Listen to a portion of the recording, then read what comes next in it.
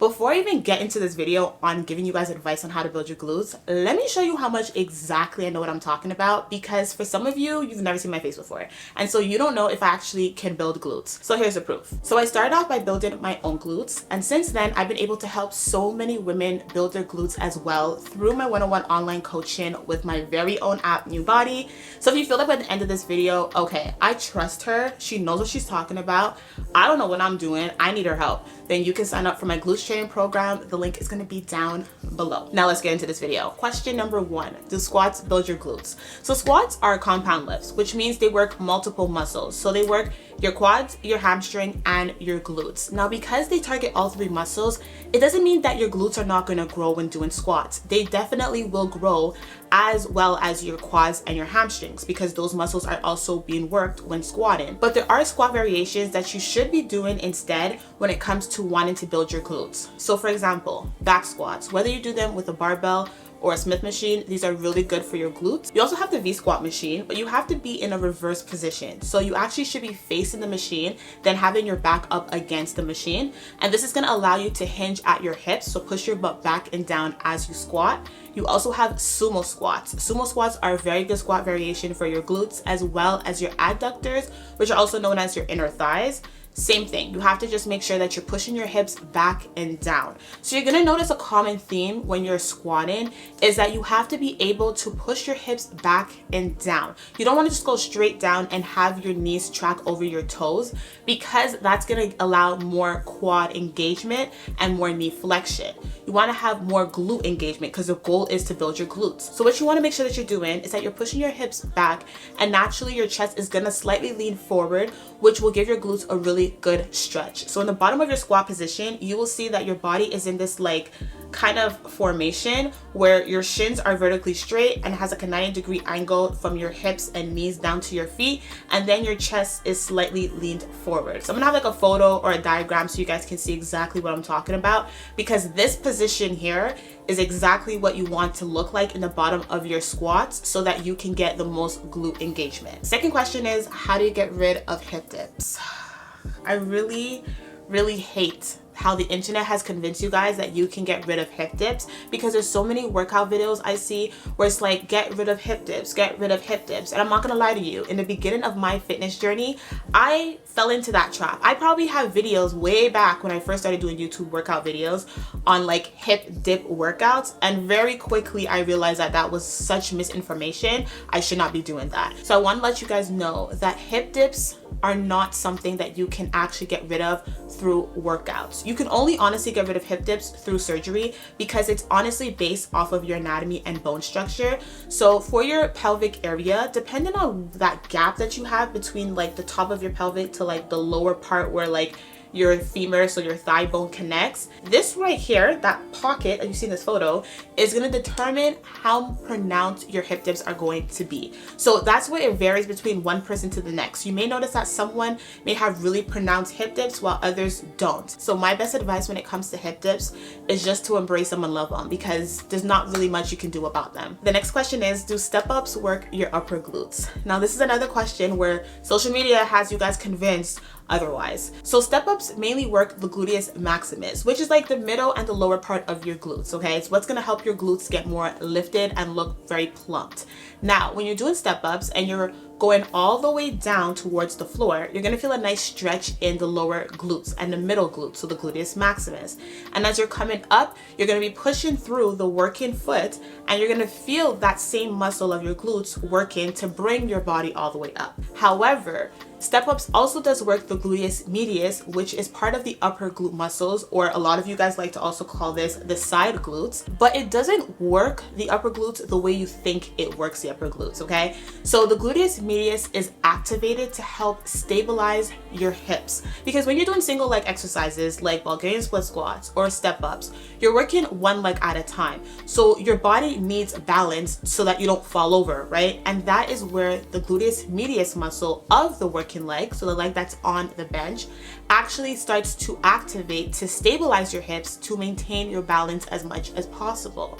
So yes, it works the gluteus medius, which is the upper glutes, but it doesn't work it in the way that you would want it to work. Because a lot of times when we think of, oh, I want to do upper glute exercise, it's not to strengthen the medius so that you can have stabilized hips, right? It's more so I want to work my upper glutes because I want my glutes to poke out from the side. I want that shelf look. And if you're looking for that, then you want to do exercises that actually isolate the upper glutes. So these are going to be your upper glute exercises, which is another question that I get asked often. What are the differences between lower glutes and upper glute exercises? So upper glute exercises typically are exercises that you're moving your legs laterally away from your body, okay? So these are also known as abduction. So think of exercises like seated hip abductions, cable hip abductions, cable medius kickbacks, clamshells, fire hydrants. These are exercises that will target that upper glute muscle. Now your lower glute exercises are exercises that will require more knee flexion, right? So bending of the knee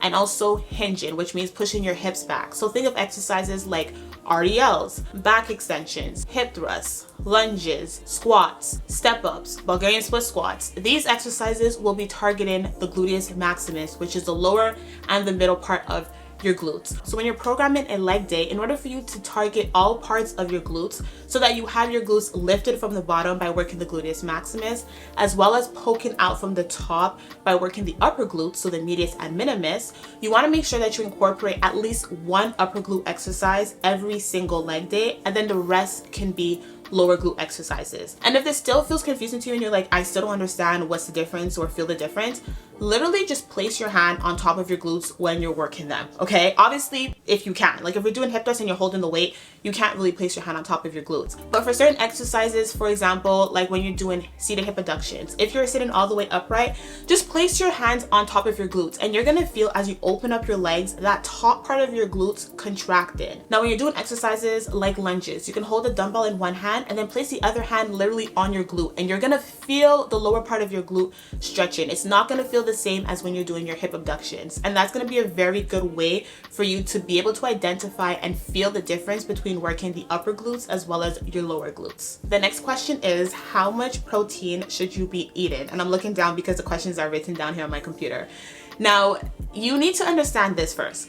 If you are trying to lose body fat, if you're on a weight loss journey or a fat loss journey, I should say, because that's really what it should be called, then you should not be fixated on doubling the size of your glutes, building your glutes, okay? Because it's quite contradictory. Like, if you are trying to lose body fat from a fat loss journey, you have to be in a caloric deficit, meaning that your body is burning more calories than you're actually consuming so you can lose the body fat. Now, if you are trying to build your glutes, you want to double the size of your glutes, you cannot be in a caloric deficit. You cannot be burning more calories than you're consuming because you're not going to be able to build and double the size of your glutes.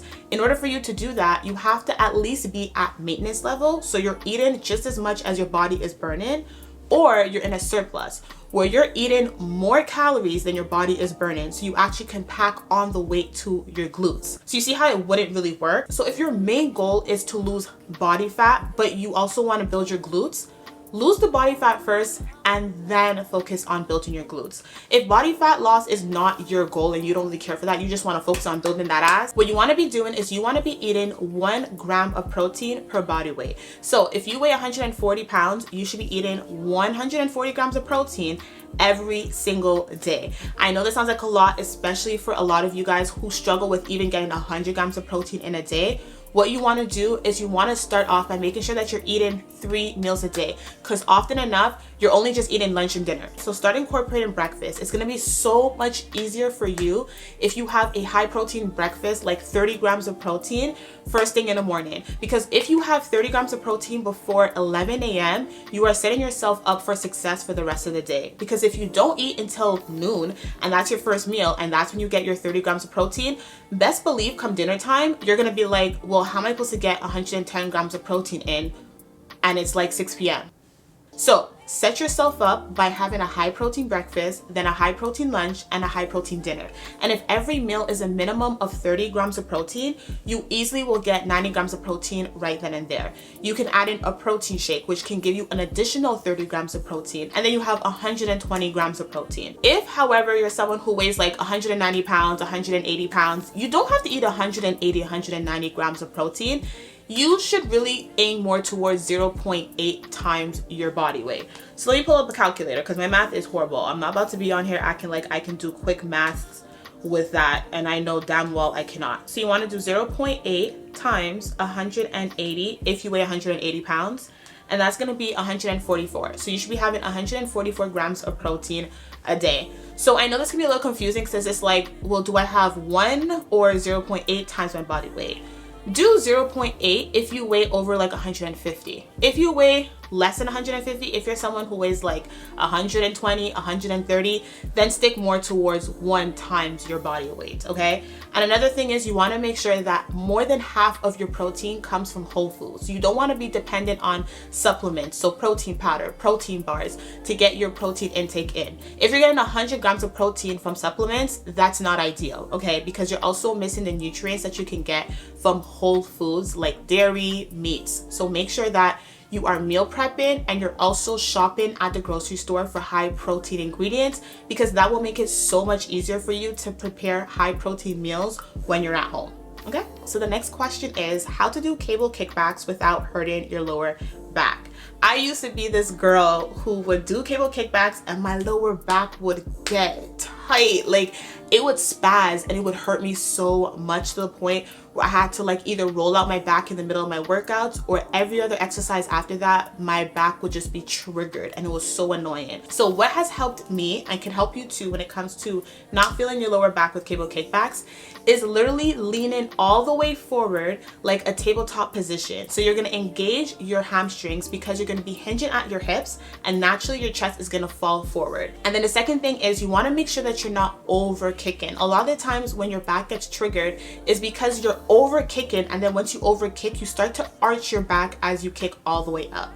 The exercise is not a matter of how high you can kick, okay? It's more so about slow and controlled kicks. So when you kick back your leg, you're gonna feel at some point in that kick where your lower glutes gets contracted, okay? You're gonna feel like it's squeezed. That is when you wanna bring the leg back in. You don't wanna go surpass that because that's when you're gonna start arching your back. And to further emphasize in your back not being arched, you have to be bracing your core.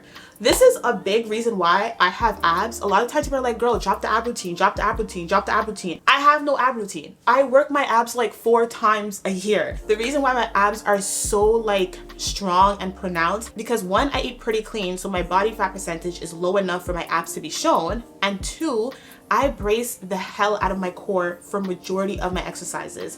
My squats, my RDLs, my hip thrusts, when I do back exercises, so my lat pull downs, my bent over rows, like so many exercises that I'm doing, I'm just bracing my core, bracing my core, bracing my core. So when you're doing cable kickbacks, brace your core. And if you don't know what bracing your core means, it doesn't mean like sucking your breath in and lifting your chest up. That's arching your back. Bracing your core actually means the opposite. So you want to like bring your chest in and you should feel your stomach tighten, okay? So you're kind of like tucking in your chest and bringing your butt in as well, and you should feel your stomach tighten, like, you know, when you cough or you sneeze and you feel your stomach like get that like intense tight feeling.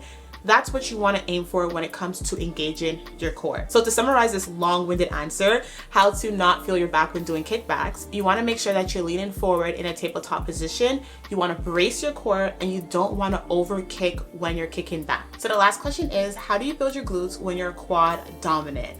Okay, this is a really good question because a lot of you girls are quad dominant girls, so you often will feel it more so in your quads than your glutes when doing your leg days and your glute exercises. And it's super important for you to have a muscle to mind connection to your glutes when training your glutes for the best growth. What I can suggest is this. Just grab yourself a resistant band, okay? You know the loops that you put around your thighs? Ideally the ones that are like a tissue material and not the rubber plastic ones, because those just tend to like roll up on you in the middle of your set.